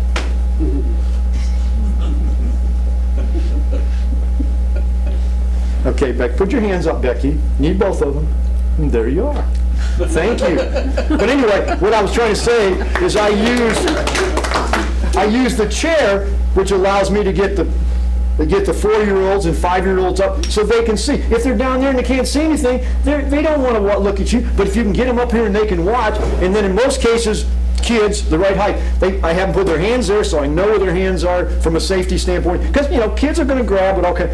The biggest thing they like to grab on a scroll saw, heck with this, nothing up here. They love to play with the sawdust down here. I'm just being honest. So I know, and like I said, the parents like it. I keep their hands there and they're fine. If I got a real tiny one, I have them get up on the top shelf and have the parents stand behind. but that's what I do to stop the people, okay? That's an idea you just need to do. Thank you, Becky, appreciate it. But anyway, so this works great. It lasts a long time. I have no problems. It runs the light. It'll run the whole thing. Okay, now, let me move some of this stuff out of the way. Okay? You need some mechanism to get your stuff there. This is one way. This is not my best way, but it's helpful. Some shows you have longer hauls than others, and come on, there. Some shows you have longer hauls than others. But I'm saying, so you need some kind of card or some kind of mechanism to do that. Okay. Now, it gets hot. Battery. Like I'm hot right now. So it'll be nice. But battery-powered fans. You buy them now. Go in the store right now. How many people want a fan? No. Bought these for $3 at Target. No, Walmart. $3 at Walmart. They take D batteries, run about 40 hours. You know, that's good. Okay, now. The other thing I needed something in my case. I'm doing stuff. I needed something. Sorry about that. Let me get this out of the way. I needed something to display what I do. I also do puzzles, but while if the kid's not there, I do a lot of three-dimensional type stuff. Well, I would put it on the table, and the wind would blow it away. So I made a trade with another vendor that makes these out of wine casts. He uses the whole wine cast, okay? And then what I did is I put Velcro on the bottom, and what I do, it's now permanently there, and they don't get here. And then what I do is I have, samples that I'll put in there of different things that I do three-dimensionally. And I'll cut them out and throw them in the bucket. And then I can show people, and people can look around and handle them and do whatever they want with them. But they're now in the bucket, and I know where they are, and the wind doesn't carry them away. It's just it's one method I use, okay? Now, when you go to a lot of these shows, they're always going to give you a booth number, which basically is keyed to some kind of publication they send out sometimes. Sometimes it's not, but anyway, they always want this up on your tent. Well, you can use these. They usually give you these kind of clips, and you put them up there. The only problem is it rains. These are metal. They rust. And they get rust on your white. Okay. Now, some smart, innovative kid at a show was selling these for $1. Okay. And what they are, it's kind of cool. I wish I'd have bought more than I bought. I bought 3 of them. And they're plastic. And it holds them up. And he was going around to all the vendors. It was kind of his way to make some money for, he was going on a church trip or something, okay? So anyway, that's the thing to do there. Okay, now. Okay, when you're doing stuff, I hate to say at a show, you've got to, IRS is going to get you, especially now they're going to get you. If you don't collect sales tax. Got to collect sales tax, okay? And if you don't have a cash register, I don't feel like hauling a cash register around. It's a pain in the butt. My sales aren't, boom, boom, boom, boom. So what I do, buy a cheap pad like this. Then all I did was while I was at home, I bought a stamp which cost me probably $20. Okay? And then I just stamp the top sheet. That's what I give to my customers. So my customer has my email address and phone number, how to contact me if they want some more product, which really helps now. They do. I did a lot. I got about 25 phone calls for items over Christmas, which was nice for me. But anyway, and then I give that to the customer, and I give that. Now in my packaging, what was on the back of my package? Business card. A business card, see? But anyway, this is one way of doing it so you don't have to print receipt books. You can just use what you want, okay? These work well for me. This is another thing. This is called hanspuzzles.com. It's real tiny. My intent was to put it on some of my stuff on the side, on the end grain. I did some of it, but I haven't done a whole lot on it. Okay? The other thing is this is always nice. Fanny pack is nice. You can keep your cash and stuff in it or whatever. Okay, now. This is what I did in 2012 or 2011. This was my thing in 2012. Nobody knows what this is. 35mm. Yeah, it is. But this, I never took credit cards. I didn't take credit cards because, okay, you had to buy a machine for, I'm rough, you bought a machine for 35 or 40 bucks a month rental, then it was 35 or 40 bucks to use the service, and then there was a per charge thing, and then you had the interest on top of that, and your contract, you know, in my case, I'm only using it certain periods of years, so I didn't do it. But then I ran across this thing called Square Up. There's another one out there, but Square Up is better. But here is my credit card machine. Okay? Not pass it around. But this is my credit card machine, and the nice part about I'm sorry. This is my credit card machine, and if you'll notice, it's got a slot in it. Okay? It verifies the card, tells me whether it's a good card, stolen card, or whatever. And I had to buy something different because I was still in the dark ages. I had to buy myself a smartphone.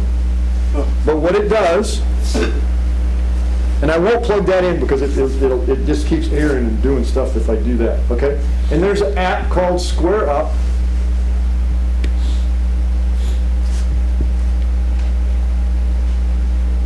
Now, don't work for me now. Oh.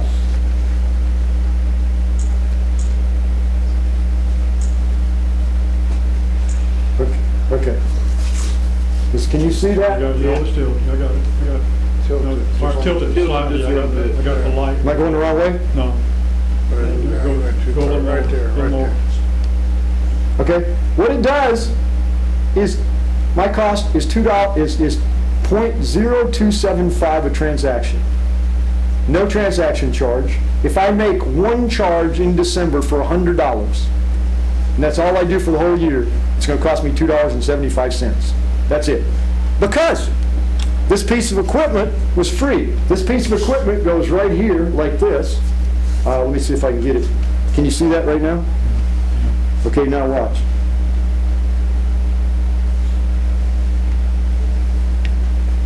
I put it in there. I slide the credit card across it. It'll tell me if it's good. Now the cool part about it is, how many people have seen these and done this? Okay. The neat part, the customer signs on my screen. Signs on my screen with, not with their fingernail, but with their fingertip, and it looks like their signature. And another thing, I sold that customer this item. Before I send it, I can take a picture of that item. Now, the customer signs, they put their email address in, or their phone number. We fix the contract, has the amount on it.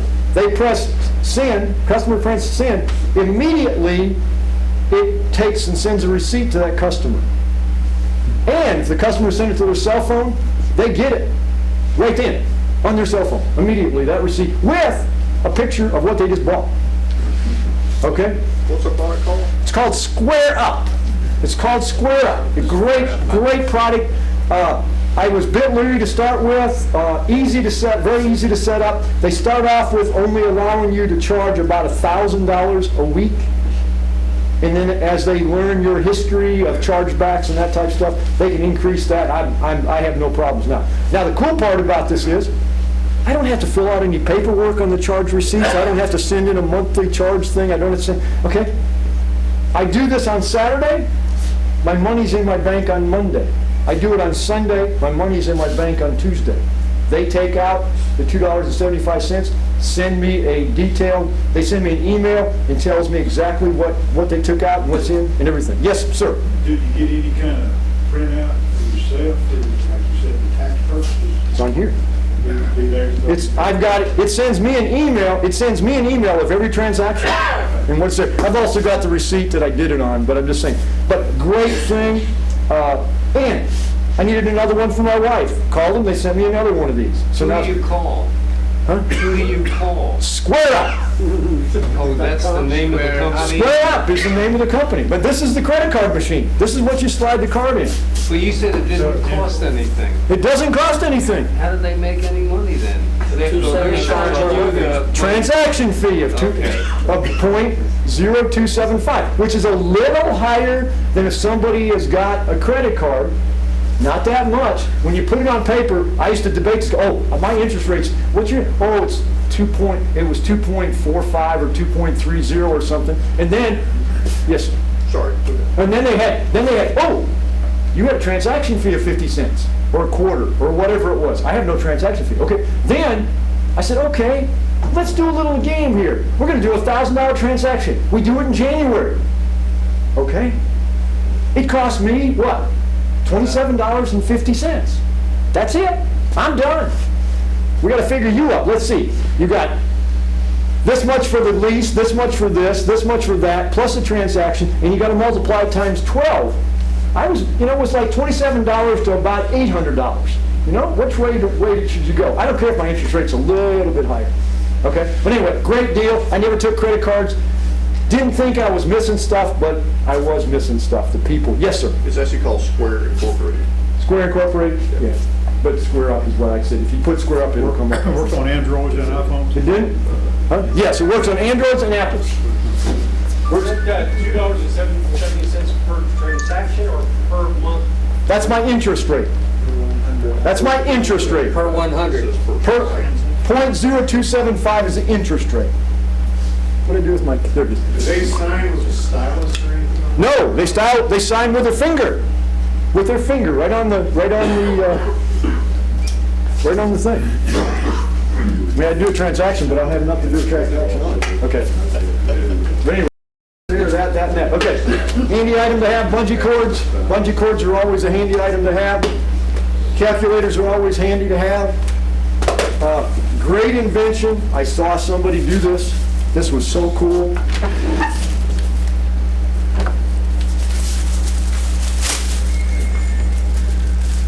Now I got a bag for my customer, you know. And I need another bag for my customer. You know, just cheap t-shirt bags. You can buy them by the thousands, and gives me something to put my product in, so the customer can take it home. But a clamp and a thing, and I just clamp it wherever. I clamp it on the side of the chair, whatever. It's just an idea. It's an idea I saw from somebody. Okay. Great idea. Why? Well, I don't know about you, but in the fall, the days get real short. The show gets over at 6 o'clock, and you got to pack up to go home. You got to be able to see stuff. I used to have lights up or do stuff, and it was pain. But you put one of these on, my wife puts one on, and you know,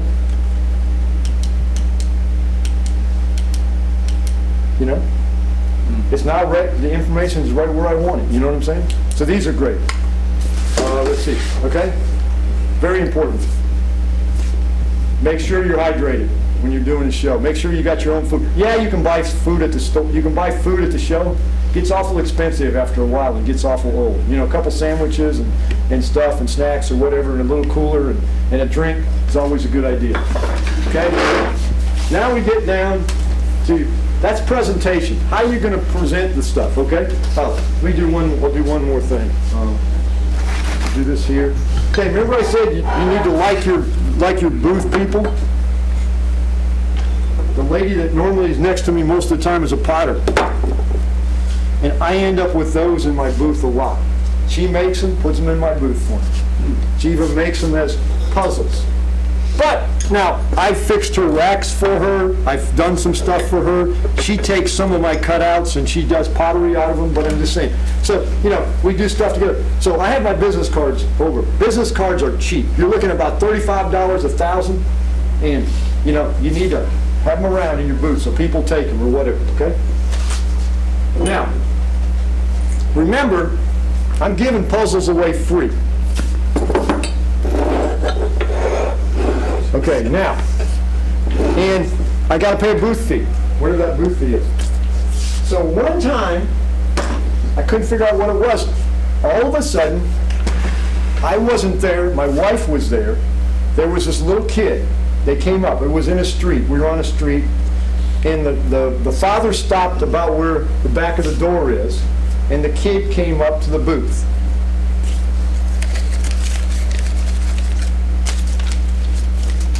I made him a free puzzle probably 20 minutes before that, okay?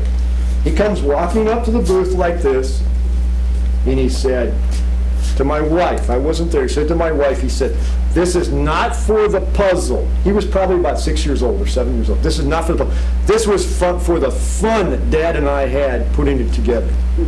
So I started a tip jar. Okay? People laugh at me, and all the vendors that are around me and know me is, I did it! You couldn't do that again. You made your booth fee with tips again? I'll make my booth fee with tips. I don't ask for them. I have it there. If they want to put it, it's a free puzzle because I'm sucking these kids. I'll say, can you come in? Dick, you want to come in and get a puzzle? I do not try to do that double standard and then make them pay for something. But if they want to put something in here, it's amazing when you got a group of 20 people and people start putting stuff in there. It's amazing. I mean, I've had people put $20 in there. They have 3 kids at work, and they said, this is worth it to us. They didn't want to come to the show. They got something now. They went home. But anyway, so this is what I do this is what I do. I usually, in my case, I always have business cards, and I always have blades out because they say, oh, yes, sir. Can you prime that Hans, or do they know it's a tip jar? Well, I've gotten some Confederate money in here that helps, and I always have $4 to start. I mean, and I usually have an apple. I usually have an apple that goes in here, or a block of wood, so the win. And people say, oh, there's money up front. I said, yeah, I know there's money up front. Hey, if I lose it, I lose it, but it's got to be where people can see it. And I've got this to the side of my saw, so people are right there. And, I don't say anything about it, and they say, I said, puzzle's free. Oh, no, this was for our enjoyment of watching you, or whatever it is. So it's fun. Anyway, I had a lady in my SAA group. I kept saying, I'm a woodworker. I'm a woodworker. She said, no, you're an artist. I said, no, I'm just a woodworker. So anyway, to get back at her, I made this. Scroll saw artist. And so I have this in my thing because, she says I'm an artist, okay? I've used these clamps on there. I'm already showing you that.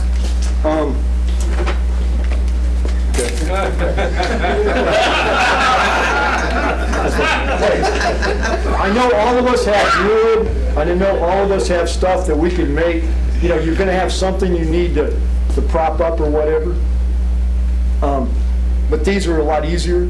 They're more flexible. I can get more in a box. I can make them with wood, but I'm saying more about the other problem I have is I'll get the person to buy my item and they say, can I buy the stand too? And so I make a little bit of money on the stand, but I'm just saying. But this is one way. You got to think about presentation, how you're going to present with your product or whatever it is. Okay. Hobby Lobby on that? I went to to be honest with you, my potter. They use this a lot in displaying pottery. So she bought them, and I just told her to buy me 50 of them. Okay. Another thing that's good. We've talked about that. We've talked about that. Okay. Now we're going to talk about price and pricing, and it's very important because it's a two-edged sword. It's a two-edged sword.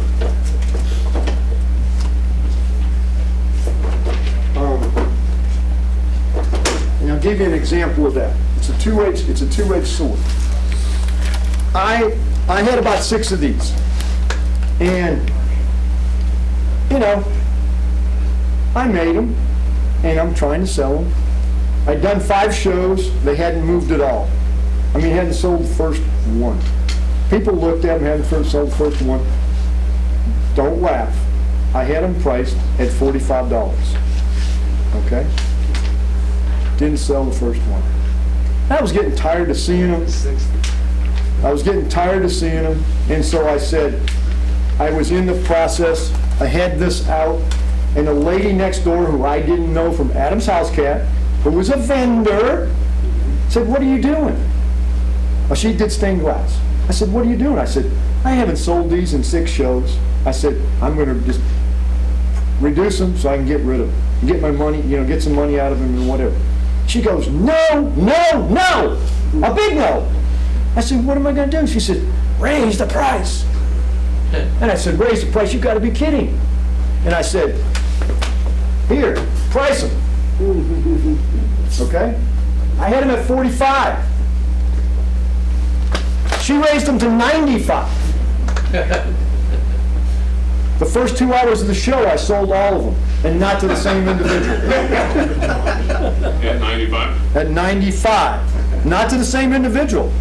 Perception of what it is. Okay? Now, you said 60. I sell this for 125 and I can't keep them in stock.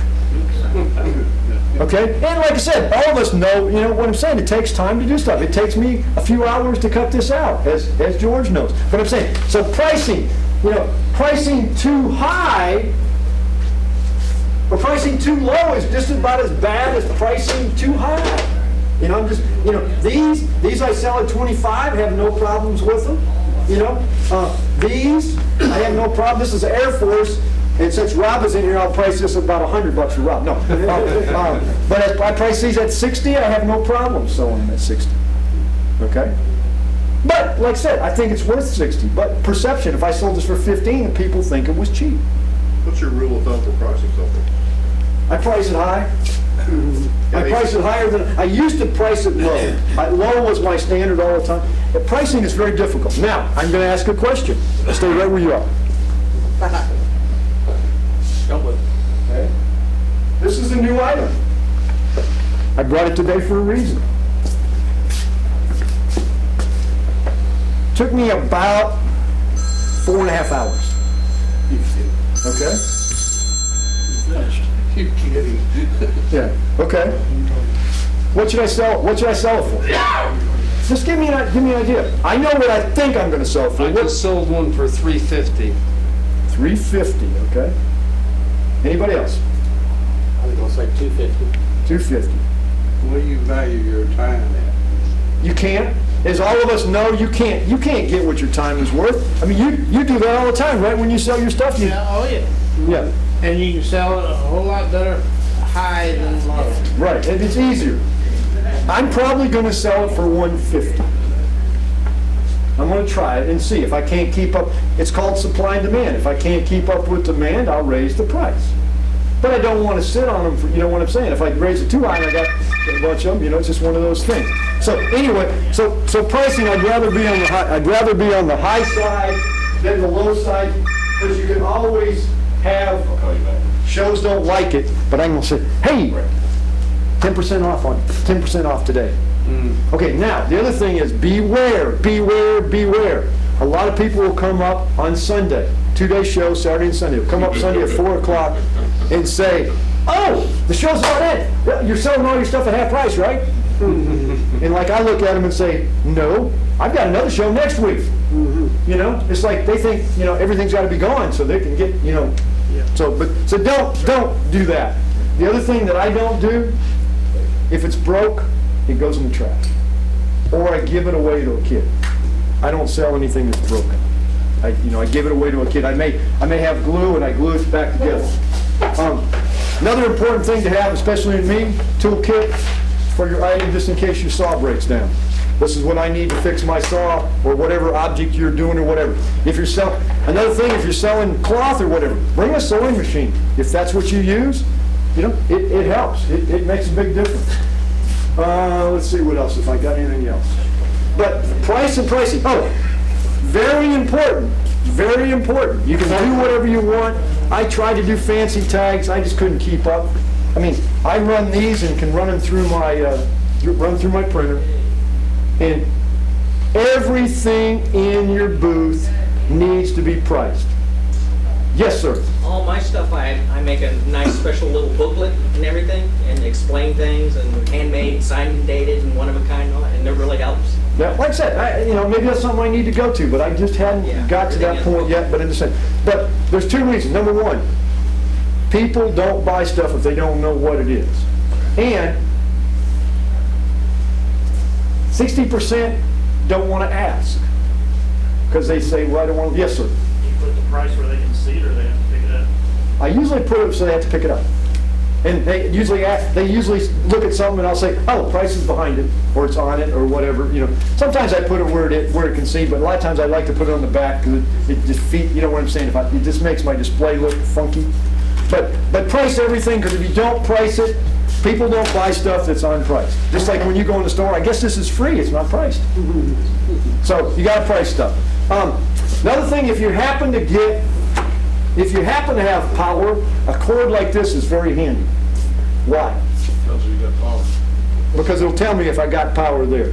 This is always handy. You can, you know, maybe maybe the guy next to you has got power for something and you give them, you might, or there happens to be free power at this site, so I want to run a bigger fan, there might be free power and it's back there, and there's only one plug, I can plug this in, and then the two of us can run our fans. The two booths can run our fans. So, being helpful for the person next door. But pricing and pricing are very important. I mean, how many people have a problem with price? Pricing is a difficult thing. No? Okay. I've been real good at it. Okay. Higher. High, yeah, higher. Higher than lower. You sell it better higher than you do lower. Yeah. What's your policy for bargaining down? You don't? No. No, you don't. If you start doing that, you forget. People start getting you drop your price, you start going up, and that stops it real quick. I don't.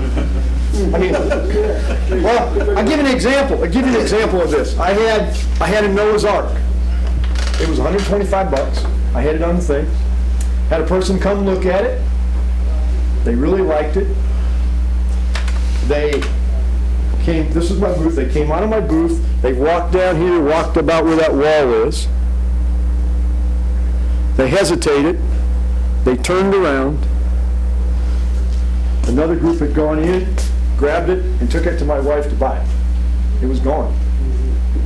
I mean, they were looking at the price and questioning the price or whatever. A couple came in right, and they turned around. They were going to come in and buy it. It was gone. I make these little weed pots. They're Southwest shaped, and I make them out of like mallee, burl, and things like that. A little tiny one like this, I put $60 on it, and somebody bought it. Mm-hmm. Yeah, and you also have to have it if you can. A good example is this pottery lady of my friend of mine. She has pottery in the 30, 60, 80, 100, 125, $200. But she also sells, she takes real leaves and she uses flat clay and presses them in and makes little things, and they're probably about that big, okay? Okay? And she sells those for $5. She'll sell 300 to 400 of those at a show. So it's kind of our inside joke. That's her booth fee. And then she gets her gravy money from her big pieces, okay? But anyway, that's what you've got to do. Pricing. Okay, the last one is purchase. Purchase, you want the people to purchase your items. So therefore you need to have a credit card, you need to have change, you need to have something to do, you need to have cash to take care of those transactions, you need to do that. Be able to take credit cards if you can. My sheet one time, make sure I didn't miss anything. Oh, make sure when you get to a booth, know the rules. Know the rules of the setup and takedown. Make sure you abide by them, because if you take down early, you won't get invited back for a lot of shows. Do not read a book, read a magazine. Setup is draw your thing out. Go to some shows to see what it looks like. Okay, this is my rule. Let's see if you agree with this. Takedown. Do not be the first one to take down. Okay? There's still a lot of people. 5 o'clock show, I've seen people, they're down. They're out of there. I mean, they've been taken down the whole time. Okay? People are still at the show. Well, you had 100 booths and now it's down to 50 booths or 75. A person comes to a show, they have X amount to spend. If they haven't spent it, they may spend it in your booth. And so I work my way for takedown. I take down certain things, and I make sure I still leave some stuff at the end. Because, hey, I spent my money to get there, I might as well take full advantage. So don't break down early. A good example in Dahlonega, the show ended up at 5. I was still open at 8 o'clock. I was in front of a restaurant and the people were buying like crazy. I made more I usually make a lot of my money in that last bit. Yes, sir. The year that Bob Black and I did shows for a year. Yeah. The 3 years that we did it a year. There isn't a show that I did with you that you weren't the last guy out of there. And it's not because I'm slow. I mean, I take stuff down methodically and put it back so it's easy to set up the next time. Oh, I know what I forgot. The other thing that I drastically suggest, you've got racks, you've got products, you've got clamps, you've got batteries, you've got this, tools, whatever, this and this, okay? Have one place in your house, your garage, or whatever, where you put everything in one place. So therefore, when you go to a show, you can go to that place and take everything. Because if this is down, hey, and I was the world's worst, I would take all my tools and take my tools back to my tool shop. And then before I went to the next year, I had to go down, and I got more, none of us have just one hammer, none of us have one screwdriver, none of us have one drill. I said, this is stupid. So I have a set of tools that I take to my shows, and it's in one place so I can get to it. So I'm able to take, and so when I go through to my show, if all that stuff on that rack, I got 2 racks in my garage, and if it's all gone, that means I've taken everything I need to take. Like I said, if you do a number of shows, like I did 25 shows last year. Okay, so you end up doing stuff you don't want to miss it. But so don't take that. Receipt book we talked about. Need to have change. Okay, bad weather. You need bad weather's going to happen. So the plastic boxes are very helpful with that. Plan for that. Whatever. You need a good place to stay. Okay, going to the show. This is just a suggestion. You may have a truck. You may have a van. You may have a truck and a trailer.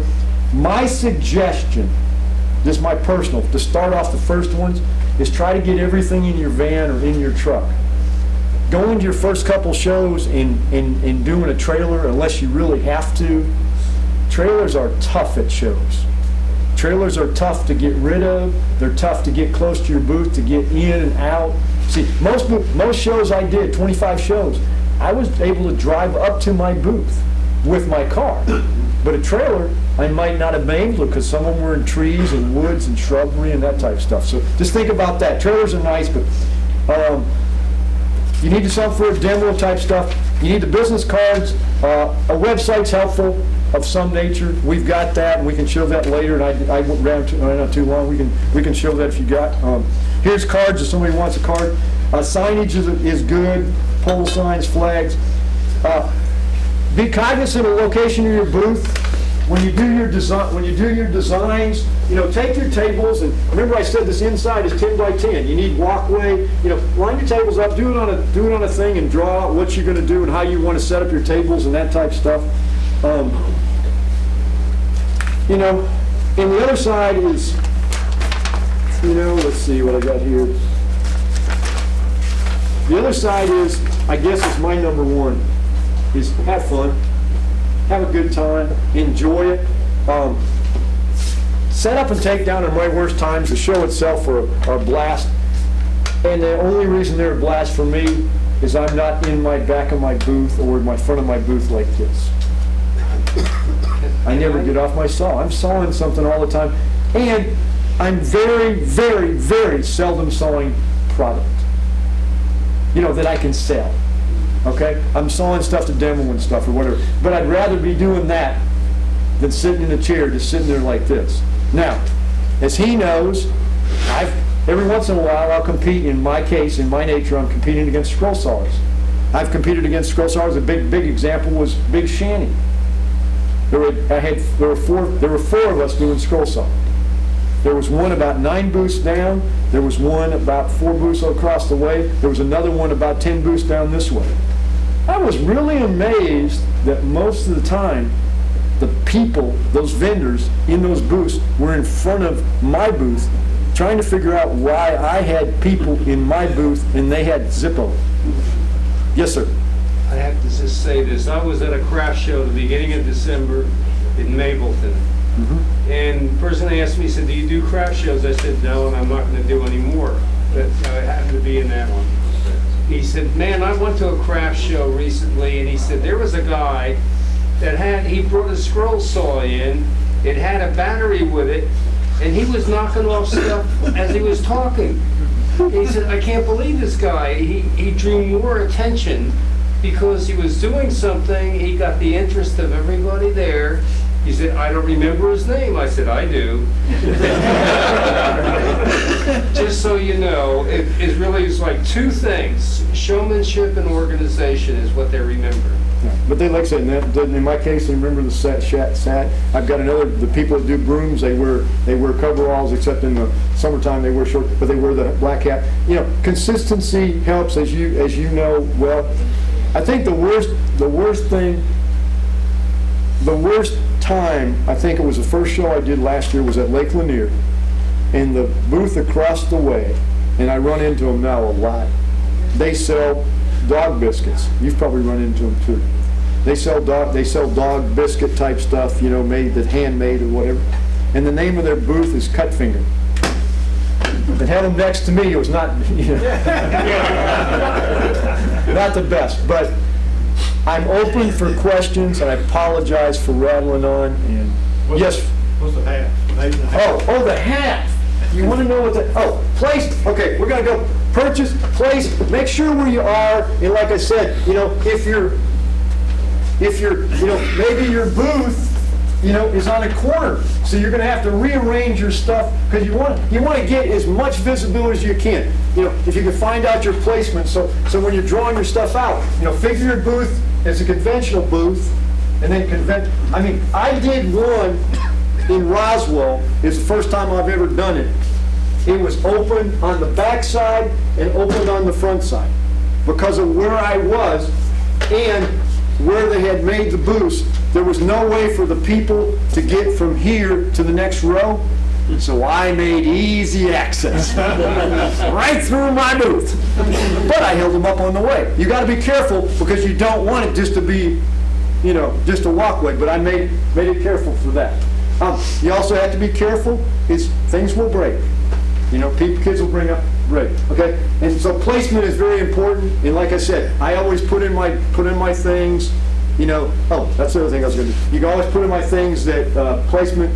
You know, I do demonstrations. I draw people. A lot of people, they've picked up my business card and called me, sent me an email and say, we'd like you to be at my show. We love your demos or whatever. I usually get very good placement. Now, just an example. And I want you, can you come up here and put that website, Paul? Events2000.com. Events2000.com. Okay, now, I want to do one more thing if I can find it.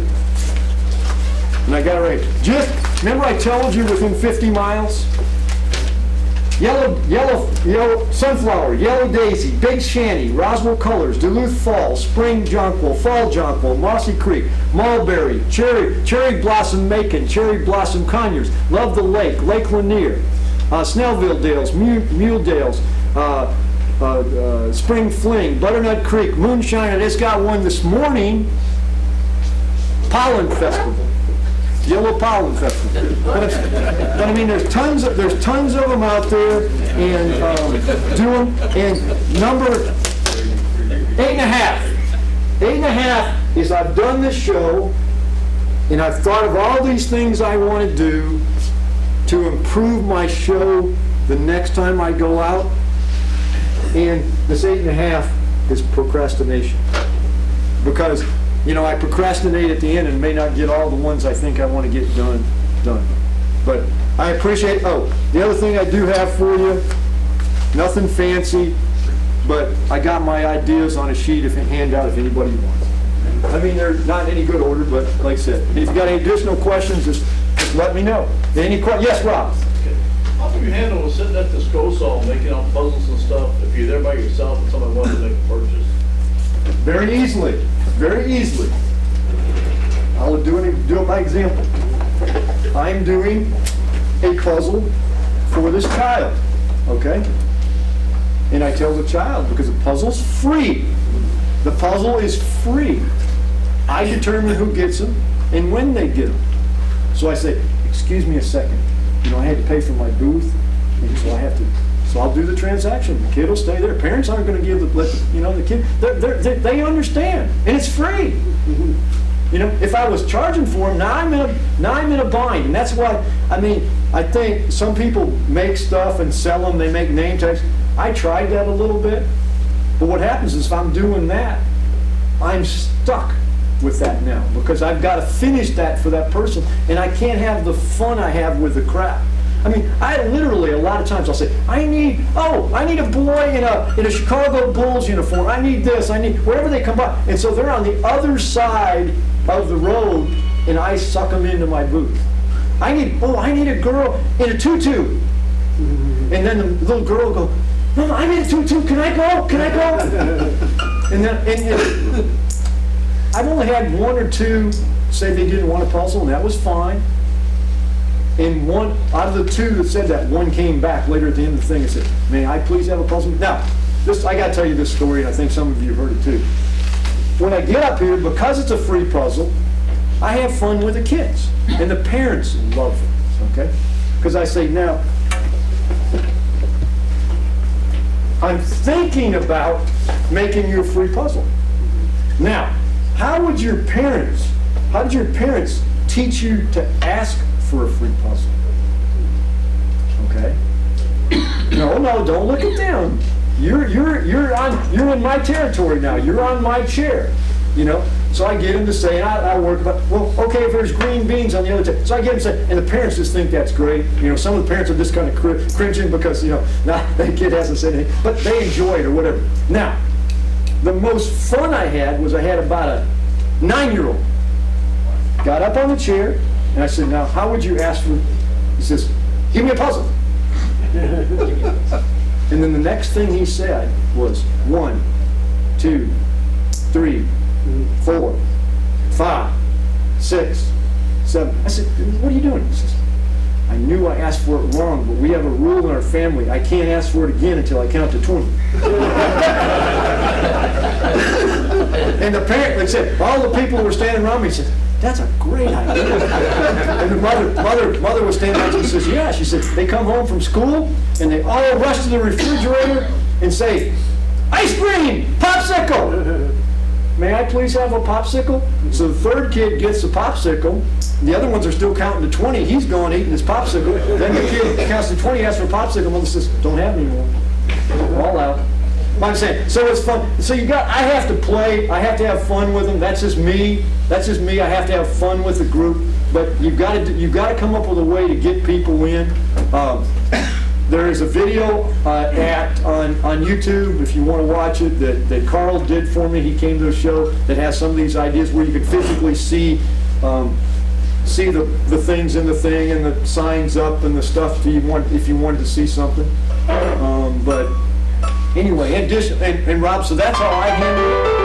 And a lot of times I'll have my wife.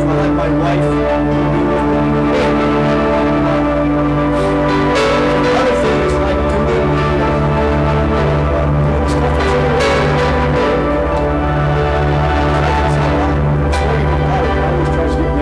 I can show her pottery. I'd like to introduce you to you